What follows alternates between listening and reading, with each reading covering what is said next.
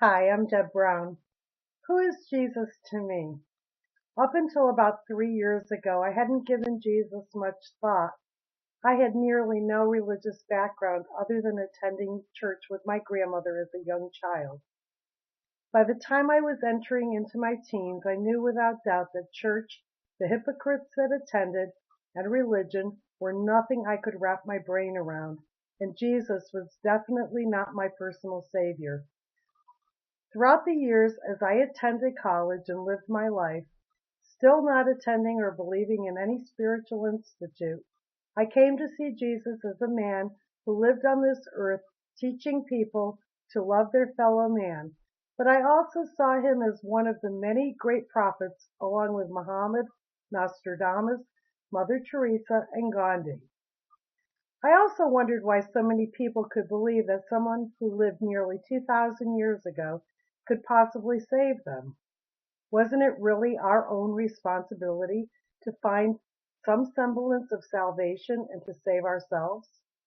And what exactly were we saving ourselves? I didn't believe there was a heaven with a God sitting in judgment who could cast us into hell. I didn't believe in hell. I was a non-believer. I didn't believe in anything or anyone, and I knew the only person I could depend on was me. My personal history had proven that to me.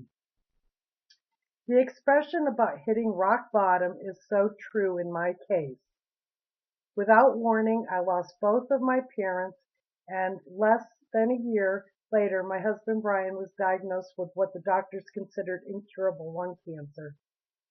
I was in the darkest place I have ever been. I felt lost, alone, angry, and scared. I had no spiritual foundation, and I felt a hole the size of the Grand Canyon in my heart and didn't know what to fill it with or even if it could be filled. I believe divine guidance led my husband Brian and I to Gulfport, Mississippi, to a state-of-the-art cancer center where for the next 2 years he would receive treatments he needed, and I would find and embrace a loving and accepting Unity spiritual community that would provide me the tools I needed to fill the hole in my heart and see my life and Jesus from an entirely new perspective. Today, Jesus still is not my personal savior. I am. But by understanding what Jesus really stood for, the love and compassion for his fellow man, and his ability to demonstrate the Christ consciousness, and his promise to us that we have this ability too, I am learning to be a more loving, compassionate person, and I'm trying to be the best Christ I can be.